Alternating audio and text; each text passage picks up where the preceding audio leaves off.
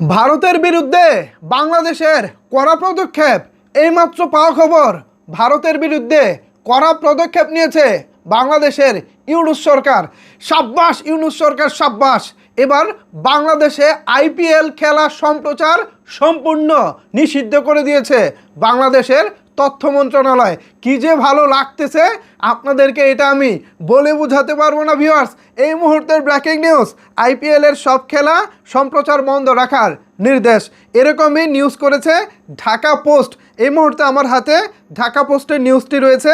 Dhaka post এখানে বলতেছে, বাংলাদেশের তারকা খেলোয়াড় মুস্তাফিজুর রহমানকে কলকাতা নাইট রাইডার্স দল থেকে বাদ দেওয়ায় ইন্ডিয়ান প্রিমিয়ার লিগের আইপিএলের সব খেলা এবং অনুষ্ঠান সম্প্রচার বন্ধ রাখার নির্দেশ দিয়েছে সরকার। মঙ্গলবার 5 জানুয়ারি তথ্য ও সম্প্রচার মন্ত্রণালয়ের এক বিজ্ঞপ্তিতে এ তথ্য জানানো হয়েছে। এতে সই করেছেন মন্ত্রণালয়ের সহকারী সচিব ফিরোজ খান।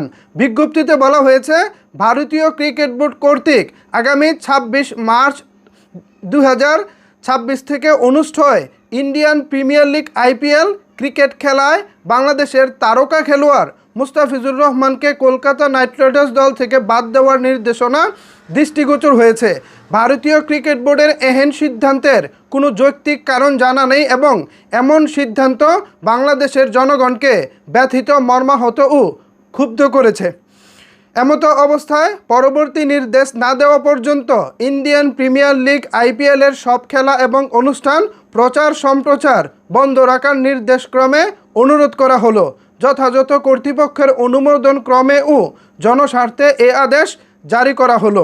কয়েকদিন ধরেই বাংলাদেশি পেসার মুস্তাফিজুর রহমানের আসন্ন আইপিএলে খেলা নিয়ে আলোচনা ছিল তুঙ্গে।